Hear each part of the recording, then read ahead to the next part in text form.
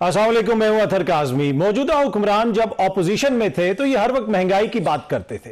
कभी महंगाई के हवाले से कोई मार्च होता था तो कभी महंगाई के हवाले से बयानात दिए जाते थे। ये ऑपोजिशन में महंगाई के हवाले से क्या गुफ्तगू करते थे, जरा सुनिएगा। जी, आपने सुना कि क्या कहते थे कि जी कितनी ज्यादा महंगाई हो गई है। वज़ीर आज़म शहबाज शरीफ साहब उस वक्त ये कहते थे कि ये इतनी नाअहल हुकूमत है तरीके इंसाफ की कि इन्होंने पहले चीनी को एक्सपोर्ट करने की इजाजत दी, लेकिन बाद में चीनी को इंपोर्ट किया गया।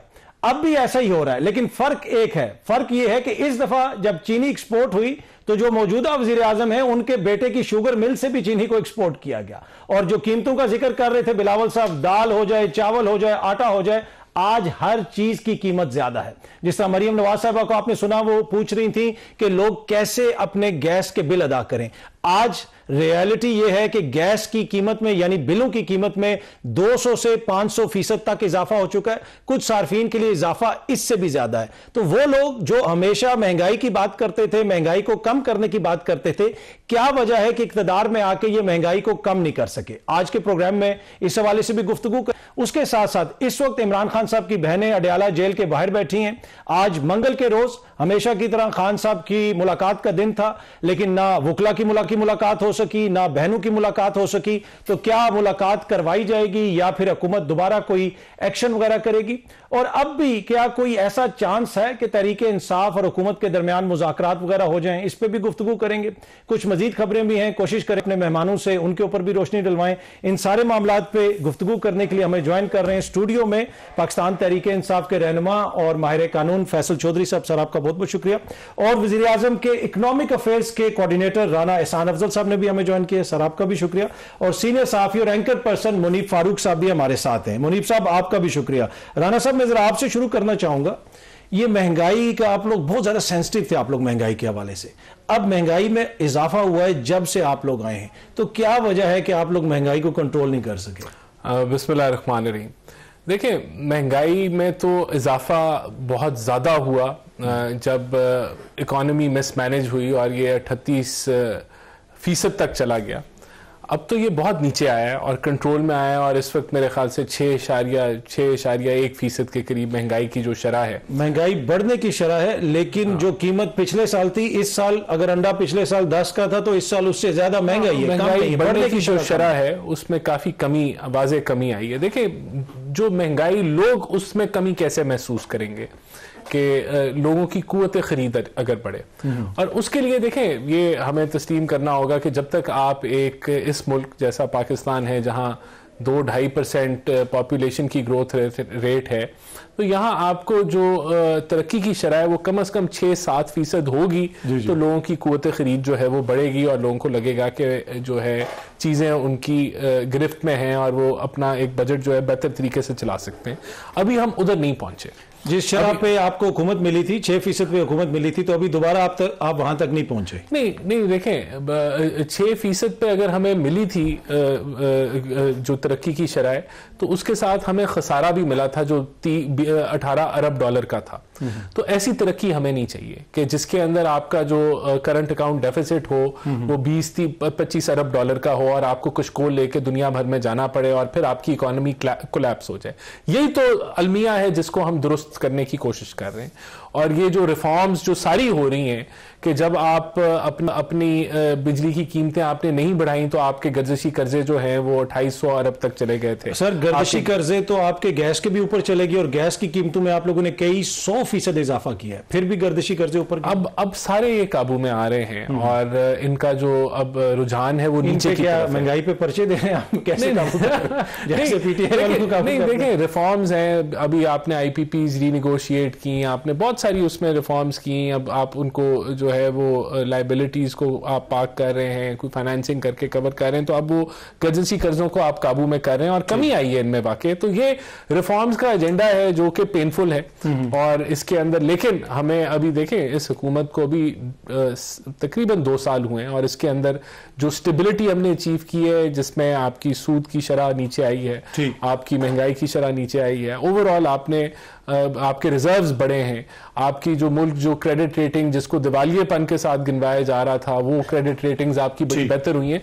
तो अब हमें ये हमारे पास अभी भी 3 साल का पीरियड मौजूद है जिसके अंदर हमने एक्सपोर्ट्स बढ़ानी है और जो तरक्की हमने हासिल करनी है वो हमने खसारे के साथ हासिल नहीं करनी। तो ये इस तरफ हम गामजन है, इसके लिए मजीद हमें चीज़ों को बेहतर करने की ज़रूरत है। इस वक्त अभी जो टैक्स रेट्स हैं इन टैक्स रेट्स के ऊपर सरमायाकारी बड़ी मुश्किल है और इनके अंदर कमी लाने की हम कोशिश कर रहे हैं अगले बजट के अंदर। इसी तरह पर ये सर सारी पॉलिसीज तो आपकी ना, चाहे वो टैक्स रेट हों, दीगर इंडस्ट्री के हवाले से मामलात हों, तो ये 2-3 साल से आपकी हुकूमत ही ये पॉलिसीज बना रही है। तो क्या अब आप लोगों ने रियलाइज किया कि कहीं थोड़ी बहुत गड़बड़ है, चीज़ों को तब्दील किया जाए? नहीं, गड़बड़ की बात नहीं है। बात यह है कि आप एक IMF रजीम के अंदर है और IMF ने आपको इन्हीं शराइत के ऊपर जो है वो ये कर्जे दिए हैं जो अगर आप ना लेते तो आप दिवालियेपन की तरफ चले जाते कि आपको फिस्कल डिसिप्लिन अचीव करना है, जो कि हम कर रहे हैं। आपका प्राइमरी सरप्लस है, आपकी मैक्रो इकोनॉमिक स्टेबिलिटी अचीव हो गई है।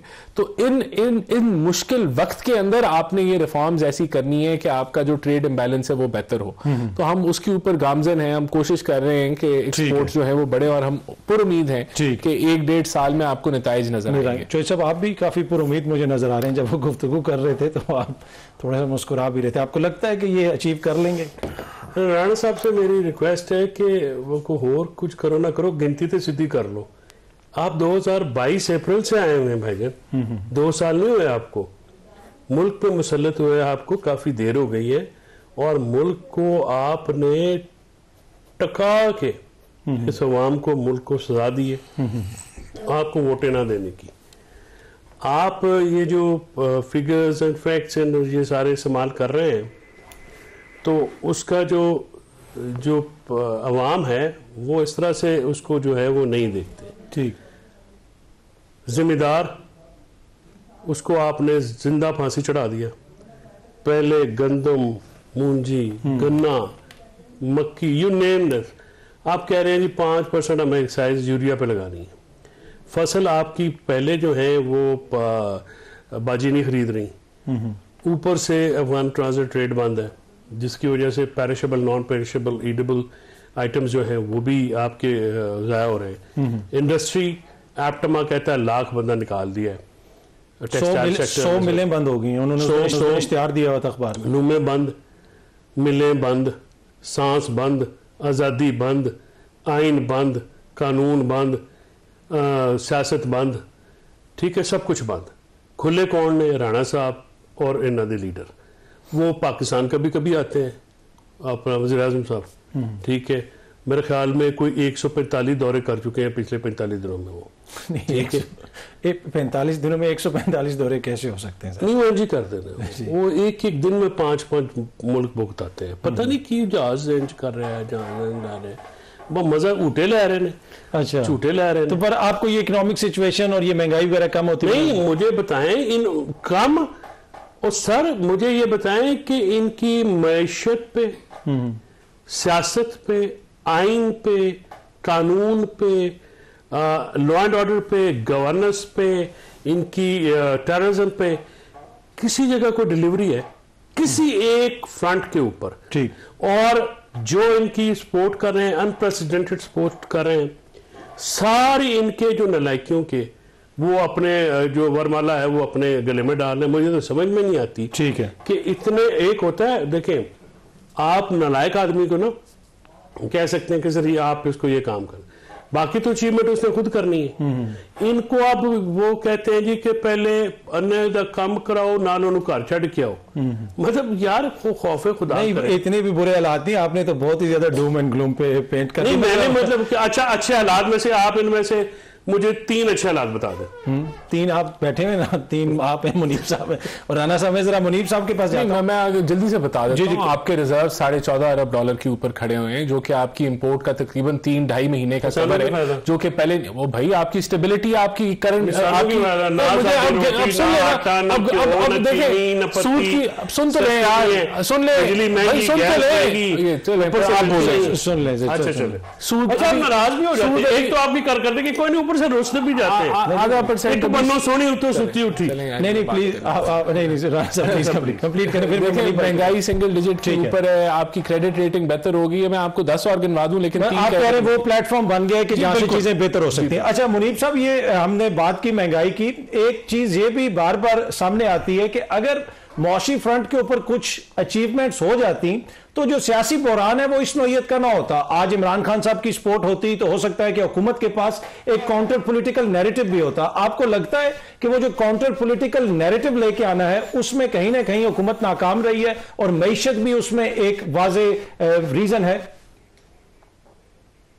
देखिए, मैं समझता हूं कि जो ये काउंटर पॉलिटिकल नैरेटिव एक और एलिमेंट है, लेकिन जो मईशत के मसाइल हैं वो अपनी जगह मौजूद है। आपने भी जिक्र उसका किया कि इस वक्त महंगाई है, अनएम्प्लॉयमेंट है, ये बहुत बड़ी कंसर्न है इस वक्त पाकिस्तान के अंदर जो लोग हैं। और जो चीज सबसे बड़ा इशू है वो ये कि आपने मैक्रो इकोनॉमिक स्टेबिलिटी, मैं कोई मईशत का एक्सपर्ट नहीं हूं, लेकिन जिन लोगों से बात करते हैं बिल्कुल ठीक है आ गई, बट क्या आप ट्रांसलेट कर पाए हैं अपनी जो अंडरस्टैंडिंग्स थी या एमओयूज थे उनको एक्चुअल इन्वेस्टमेंट के अंदर?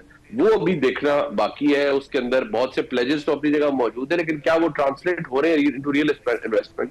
लेकिन अगर आप ओवरऑल, अगर हम फैक्चुअली बात करें इस चीज को अतर साहब, तो जो आपकी फॉरेन इन्वेस्टमेंट है वो तो बतदरीज कम हुई है ना पिछले 6 साल के अंदर। वो पिछले 2 सालों के अंदर कम नहीं हुई। वो अगर आप ट्रेंड देखें तो वो 2019 से कम होना शुरू हुई है। उसके अलावा आप कुछ ऐसी चीजें हैं जो जो जो बतदरीज कम होनी शुरू हुई है, उसके अंदर बहुत से कंट्रीब्यूटिंग फैक्टर हो सकते हैं। रह गई बात, देखिए ये जो आपने कहा काउंटर पॉलिटिकल नैरेटिव की, अगर हुकूमत 4 चांद भी लगा दे मुआशी एतबार से, मैं कहता हूं अगर ये वाकई हो जाते और बहुत बड़ी कुछ तब्दीली आ जाती। देखिए, जो पॉलिटिकल नैरेटिव पाकिस्तान तहरीक इंसाफ का है या उनके वोटर सपोर्टर का है, हुकूमत उसको अपने हक में तब्दील नहीं कर सकती, रिगार्डलेस की हुकूमत कितनी अच्छी या कितनी बुरी है। जो इमरान खान साहब का मुनीब साहब क्यों नहीं कर सकती? देखे ना, जरदारी साहब को कहा जाता है कि वो सियासत के पीएचडी हैं, मियां साहब पाकिस्तान के सबसे बड़े स्टेट्समैन हैं, मरियम बीबी गैर मामूली डिलीवरी कर रही हैं, बिलावल नौजवानों की उम्मीद है, तो ये सारे मिलके भी इमरान खान का कोई काउंटर पॉलिटिकल नैरेटिव क्रिएट नहीं कर सकते? देखिए, मैं उसके अंदर मैं सिर्फ इतना अर्ज करूंगा तरकाज़मी साहब कि इसके अंदर कोई ये नहीं है कि 4 पहलवान इकट्ठे होकर एक पहलवान के साथ उन्होंने कुश्ती लड़नी है। बात है कि जो ज़हनी कैफियत है लोगों की, लोग एक जो रेजिस्टेंस में लोग हों या जो एंटी एस्टेब्लिशमेंट हो या जो एक मुज़ाहमत का बयानिया होता है, लोग उसको वैसे ही सपोर्ट करते हैं या उसको वैसे ही पसंद करते हैं। ये मेरा नुक्ता नजर है, अब कोई डिसएग्री इससे कर सकता है। जब तक जो मैं अगर बात मुकम्मल कर लूं, जो पीएमएलएन का सारा स्टांस था, जो पीएमएलएन की जो सियासत थी, आप देखिए कि जब वो अपोजिशन में भी थे तब भी वो तमाम तर हुकूमती प्रेशर, रियासती प्रेशर के बावजूद बाई इलेक्शन जीतते थे, इसलिए कि वो एक मुज़ामती बयानिए के अंदर मौजूद थे और वो सब कुछ उनके लोगों का उनके हक में था। गलत बात है। द मोमेंट वो ठीक है, जब उस चीज को उन्होंने तब्दील किया, जब वो एक ऐसी एक अंडरस्टैंडिंग के तहत या एक ऐसे अरेंजमेंट के तहत हुकूमत में आए जिसमें एस्टेब्लिशमेंट की सपोर्ट भी बेशुमार शामिल है, जिसमें और बहुत सी चीजों की सपोर्ट शामिल है, तो नेचुरल बात है। आप ठीक है, मैं मानता हूं इस बात को कि पीडीएम की हुकूमत तो ये कह सकती है पीडीएम 1 की जी हमने पॉलिटिकल हिट ली, हमने मुल्क की मईशत के लिए बहुत सी मार खाई, लेकिन एक फैक्ट ऑफ द मैटर ये है कि जब आप बहुत ज्यादा इंक्लाइंड हो जाते हैं टुवर्ड्स द पावर, या अगर आप डायरेक्ट बेनिफिशियरी बन जाते हैं, तो वो जो पब्लिक सपोर्ट या जो पब्लिक की जो हिमायत होती है वो उस तरह से साथ नहीं होती। आज ये बात कोई माने या ना माने, पीएमएलएन उस जगह पर नहीं है जहां एक जमाने में हुआ करती थी। ये बात अगर किसी को नहीं समझ आ रही तो इसके बारे में क्या किया जा सकता है? ठीक है। अच्छा राना साहब, क्विक कमेंट, फिर मैंने चौधरी साहब से भी लूंगा और ब्रेक लेनी है। नहीं देखें, मैं समझता हूं कि ऐसा नहीं है कि कोई पीटीआई का ऐसा नैरेटिव है जो बीट नहीं हो सकता। जिस तरह आज बहनों को जेल के बाहर बैठाया हुआ है, मुलाकात नहीं करवा रही, इस तरह के मौके आपकी हुकूमत खुद फराम करती है ताकि इनका नैरेटिव मजीद मजबूत हो। नहीं, मैं नहीं समझता कि पीटीआई का नैरेटिव कोई मजबूत है। अभी जो ज़िमनी इलेक्शन हुए उसके अंदर क्लीन स्वीप किया है पीएमएलएन ने, देखिए, मैं समझता हूं कि हमारे पास आज भी कुछ 3.25 साल इस टेन्योर के मौजूद हैं और हमारा चैलेंज एक ही है, हमने ऐसी ग्रोथ रेट अचीव करनी है जो 6-7% की हो कि जिसको अचीव करने के तहत खसारा ना हो। और जब ये अवाम देखेगी, जब तक देखिए मैंने आपको बताया अवाम को रिलीफ तभी मिलेगी जब ये मुल्क 6-7% पे ग्रो करेगा। उससे पहले कुव्वत खरीद पे एक ही चीज इंपैक्ट लाती है और वो ग्रोथ रेट है। जब तक वो नहीं होता, लोगों को आसानी नहीं पैदा होती और वो महसूस नहीं करते, तो ये जो है वो लोग उसको के ऊपर यकीन नहीं करते। तो मैं समझता हूँ 3 सालों में अगर हम ये कर लेते हैं तो अवाम आज भी PMLN के साथ खड़ी और कल भी खड़ी। ठीक है, जो ब्रीफ कमेंट फिर मैंने ब्रेक लेंगे। देखिए, ये बात दुरुस्त नहीं है, मैं मुनीब साहब की इस बात से बिल्कुल एग्री नहीं करता। उस वक़्त कोई रियासती और जो है इमदाद नहीं मिली, क्योंकि हम तो देखें वो बाई इलेक्शंस में बल्कि जो इमीडिएट इलेक्शंस थे उसमें भी किसी किस्म का कोई हुकूमत का वो था ही नहीं। ये तो 2024 में इन्होंने जाके सारा किया और इन्होंने मामलात किए। इशू ये है कि ये बात है कि जी आप चाहे सोने के बन जाए, ये ऐसा नहीं होता। लोग जो है ना वो इंसाफ पसंद होते हैं। लोग अगर ये डिलीवरी करते और ये डिलीवरी करते, लोगों के पेट में रोटी डालते, लोगों को जो है एम्प्लॉयमेंट मिलती, ठीक, situation could have been changed.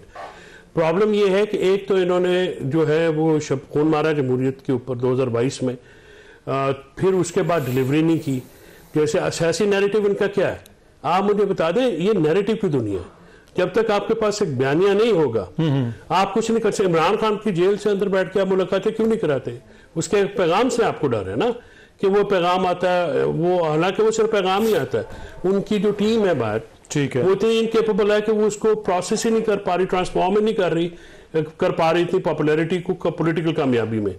वो एक अपनी जगह पे एक प्रॉब्लम है, लेकिन जो हुकूमत है क्योंकि इसके पांव जमीन पे नहीं और ये हवा में है, इसलिए जब भी इसको कोई प्रॉब्लम मिलती है या उधर से थोड़ा सा भी ब्लंट मिलता है ना जी, इनकी सारी वो जी उन्होंने ये कह दिया, उन्होंने वो कह दिया, उन्होंने जी सुहेल अफरीदी ने ये कर दिया, और जलसे में यार जलसे में सारी तकरीरें तुसी केड़ा कोई जरूरत पढ़ते सो तो पुरानी तकरीरें कर लिए, तो इस तरह सारियां सब ऐसे ही कर देते सारे। चले, मैं जरा एक छोटी सी ब्रेक लेता हूँ, ब्रेक से वापस तो गुफ्तगू के सिलसिले को आगे बढ़ाएंगे।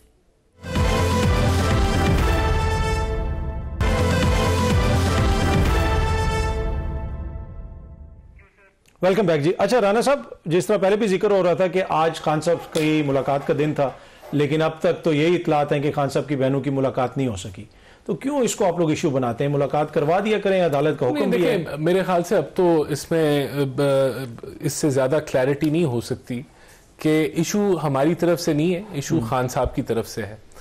1000 से ज्यादा मुलाकातें हुई हैं पिछले 2 सालों में, और मुलाकातों की इजाज़त है फैमिली मेंबर्स की, और अगर आपने लीगल डिस्कशंस करनी हो, लेकिन अगर उन मुलाकातों के ज़रिए आप सियासत करेंगे तो इसकी इजाज़त नहीं है। और पिछली मुलाकात भी इसी गारंटी पे कराई गई थी कि इससे सियासत नहीं होगी, लेकिन उस मुलाकात के नतीजे में ट्विटर पे गालियां निकाली गई एक अदारे को और उसके सरबराह को। और अच्छा, उस मुलाकात से पहले आपको कोई गारंटी वगैरह दी गई थी कि हम कोई बात नहीं करेंगे? मेरे ख्याल से यही उनकी बहन से यही एक्सपेक्टेशन थी कि उनकी बहन ने जो है वो कोई सियासी गुफ्तगू नहीं की थी। ये जो स्पेसिफिक उस्मा थी, क्या नाम जी, डॉक्टर उस्मा साहब। हाँ, लेकिन उन्होंने भी फिर जो है वो सियासत करना शुरू कर दी। और आपने ये देखा कि मीर जाफर और मीर सादिक भी लोगों को डिक्लेयर किया गया इस बुनियाद पे कि उन्होंने कोई NDU का कोर्स अटेंड किया, जो कि नहायत ही एक कह लें कि फजूल किस्म की गुफ्तगू थी खान साहब की तरफ से।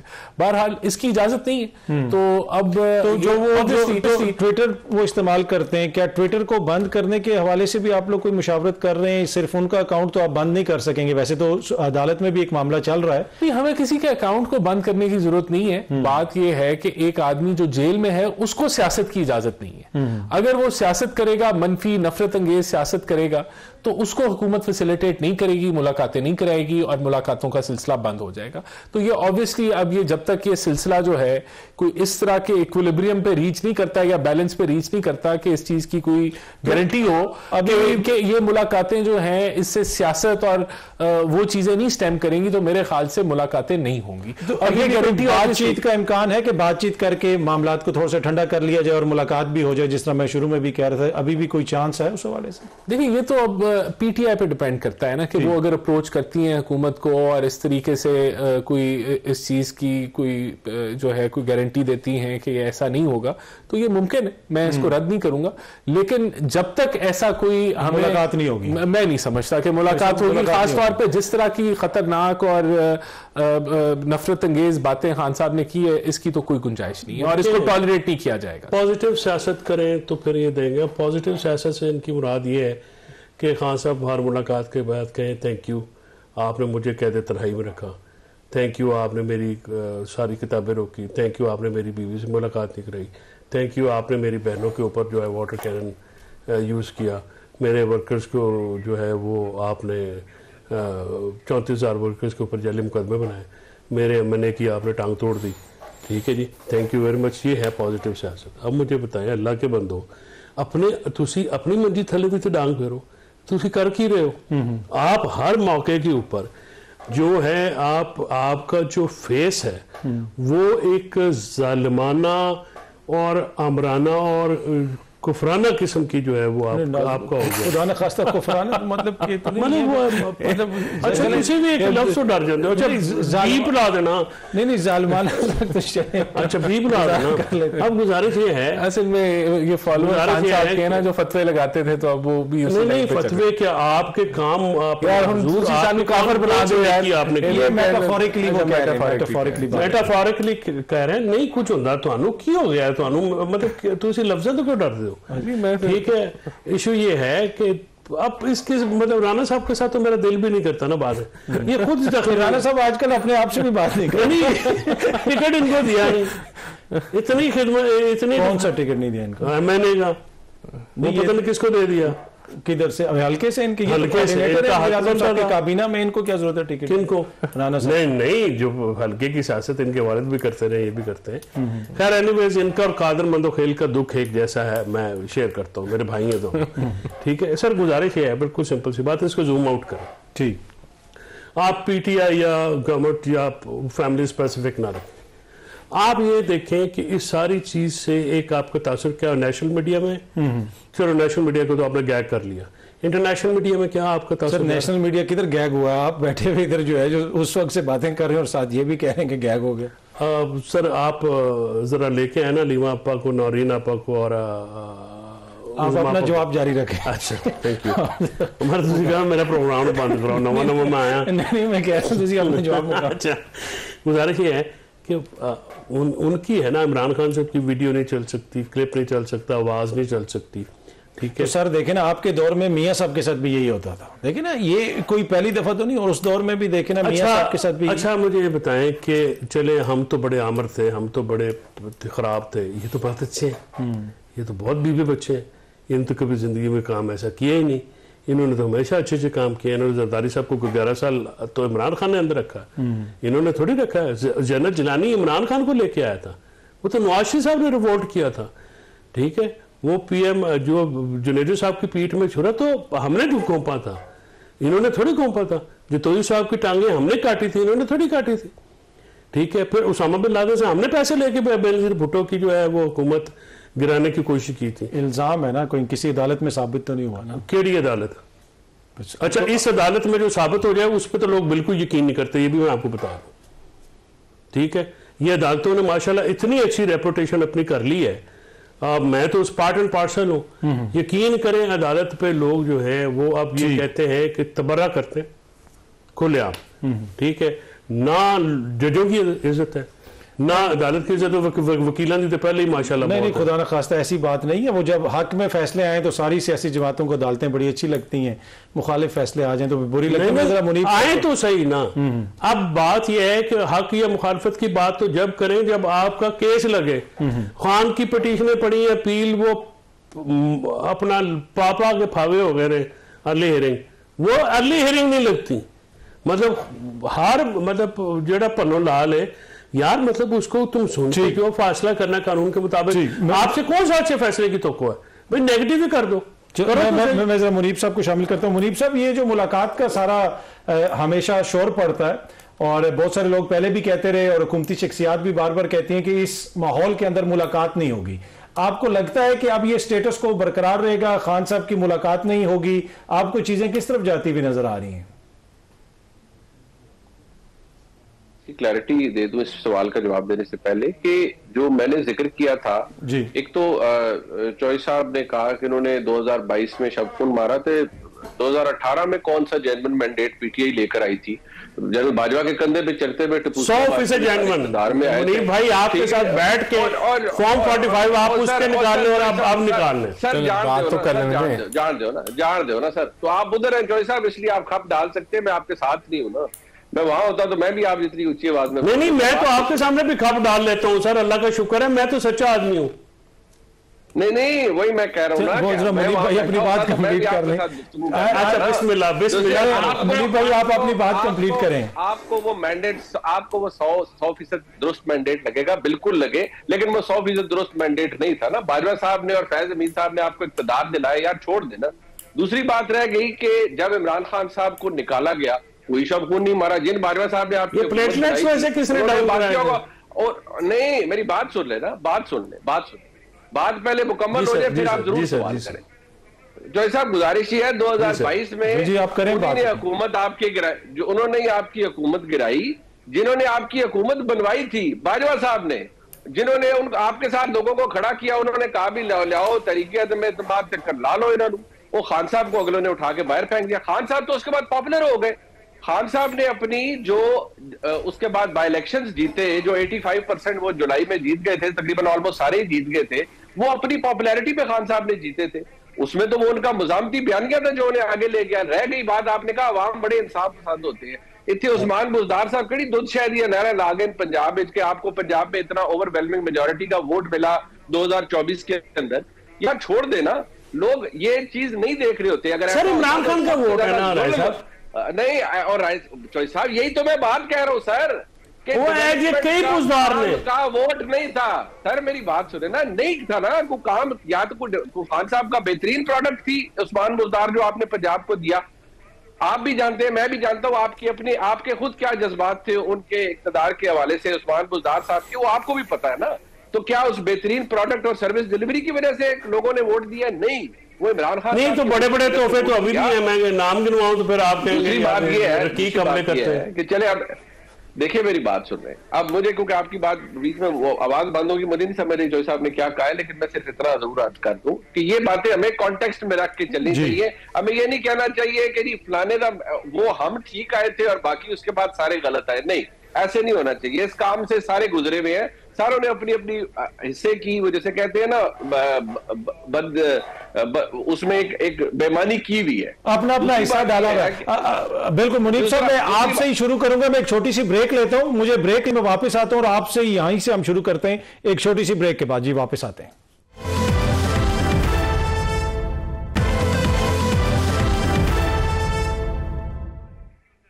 वेलकम बैक जी मुनीब साहब, आप अपना आंसर भी कंप्लीट कीजिएगा। और दूसरा, अभी भी तहरीक इंसाफ ये समझती है कि हम हुकूमत पे दबाव डाल के अपने मुतालबात मनवा लेंगे। आपको ऐसा ही माहौल लगता है, ऐसे ही हालात नजर आते हैं? देखिए जो ये मुलाकात ना करवाने वाली बात है, बसद एहतराम बहुत से दोस्तों को बुरा लगता है, मुझे इसमें कोई तुक समझ नहीं आती। वो ये है कि चले आप ये कर दें कि आप उनकी हमशीरा इमरान खान साहब की जो है उन तीनों की मुलाकात करवाएं, आप वकला की मुलाकात करवाएं, आपको ऐसा अरेंजमेंट कर लें कि जी मीडिया की एक्सेस चले ना हो, ताकि वहां वो बाहर कोई गुफ्तगू ना कर सके। बाकी जो खान साहब का पैगाम है वो तो 2 घंटे बाद भी किसी सेक्रेटेरिएट से या किसी जगह से आ सकता है, वो ना भी आए तो इशारों किनारों में बहुत सी बातें कर दी जाती है। तो ये मुलाकात बैन करना, क्योंकि आज हुकूमत ने एक लफ्ज इस्तेमाल किया कि नहीं हमने मुलाकात बैन कर दी है। मेरा सवाल ये है कि आपने बैन किस कानून के तहत किया होगा, किसी ऑर्डर के तहत किया होगा, वो ऑर्डर कहां है? दूसरी बात यह है कि अदालत ने जब किसी को इजाजत दी कि आप मिल लें, तो अदालत ने राइट क्रिएट कर दिया ना कि जी आप मिल सकते हैं अंडर दी। आप अदालत के सामने हुकूमत मजबूर करेगी कि नहीं, आप इन्हें मजबूर करें कि ना ये मीडिया टॉक करेंगे, ना ये करेंगे, और कोई ऐसी गुफ्तगू जेल के बाहर नहीं होगी। लेकिन बाद में आप सारा दिन लोगों का पहरा तो नहीं दे सकते ना, कि कोई टॉक शो पे जाके भी ये ना बोले, कोई ये भी जाके ये ना बोले, और ये कि खान साहब का कोई जो बात है वो बाहर ना भी आए।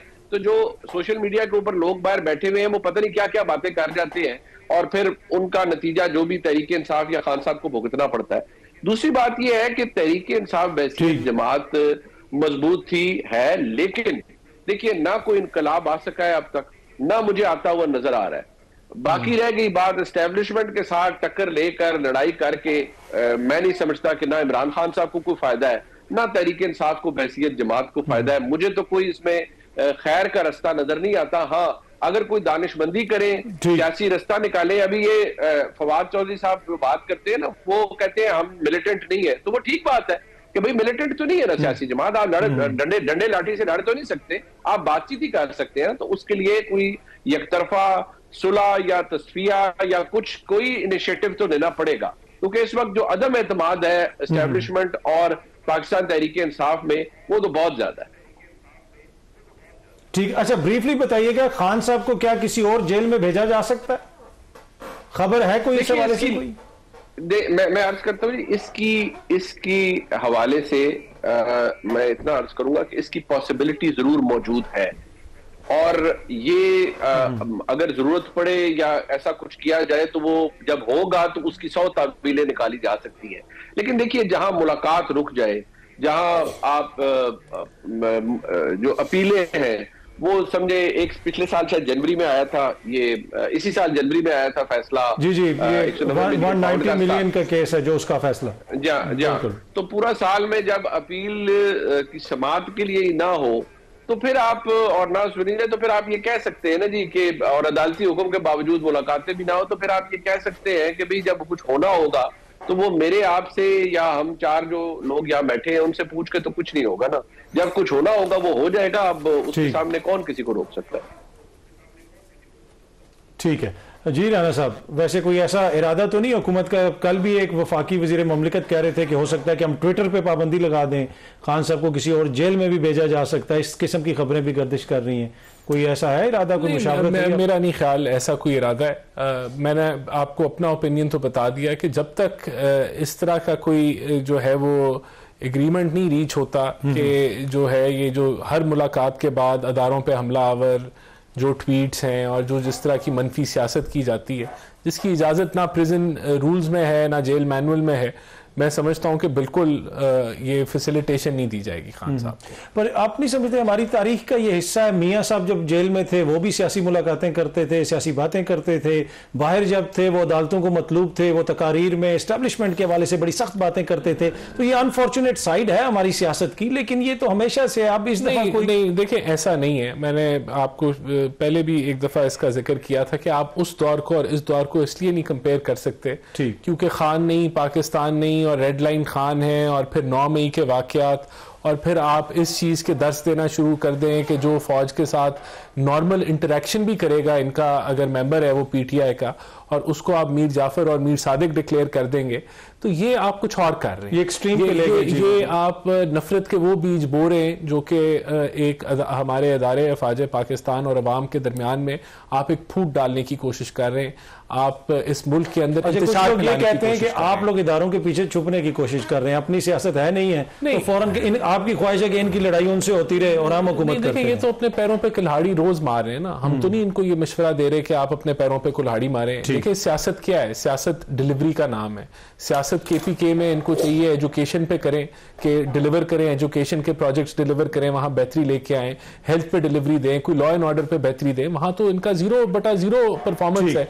सियासत तो ये है कि ऑपोजिशन का इनका अगर किरदार है, रोल है, तो कायमा कमेटी में हुकूमत को एक्सपोज करें, कॉमर्स की कमेटी पे करें, फाइनेंस में करें, ओवरसीज के अंदर करें और दीगर इंडस्ट्रीज में करें, वहां ये 0 है। तो सियासत अब यही रह गई है कि 1 मिनट, सियासत अब यही रह गई है कि आपने खान साहब को बाहर निकालना है और तबाही मचानी है और इंतशार फैलाना है और सूबे और वफाक की लड़ाई करानी है और जो फॉरेन पॉलिसी है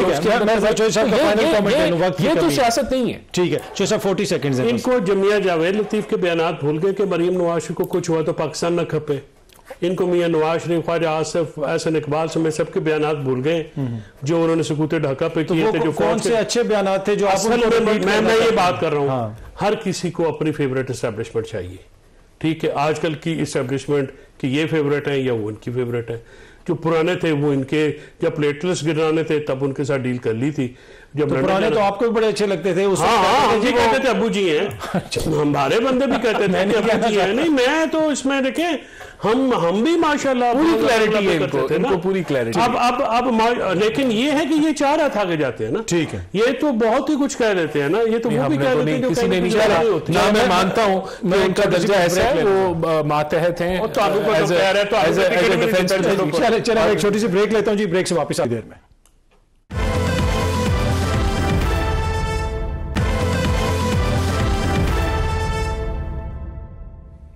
वेलकम बैक जी। ये मामला तो अब चलता रहेगा, खान साहब की बहनें भी जेल के बाहर बैठी हुई हैं। मसला तभी हल होगा जब हुकूमत और पाकिस्तान तहरीक-ए-इंसाफ कोई मुज़ाकरात करेगी। क्या इस माहौल में मुज़ाकरात हो सकते हैं? फिलहाल तो मुश्किल लगता है, लेकिन उम्मीद यही की जा सकती है कि पाकिस्तान के लिए ये लोग अपना अपना सियासी मफाद पीछे रखेंगे और पाकिस्तान के लिए बात करेंगे। प्रोग्राम देखने का बहुत शुक्रिया। कल अगेन आपसे इसी टाइम पर मुलाकात होगी। Thank you very much.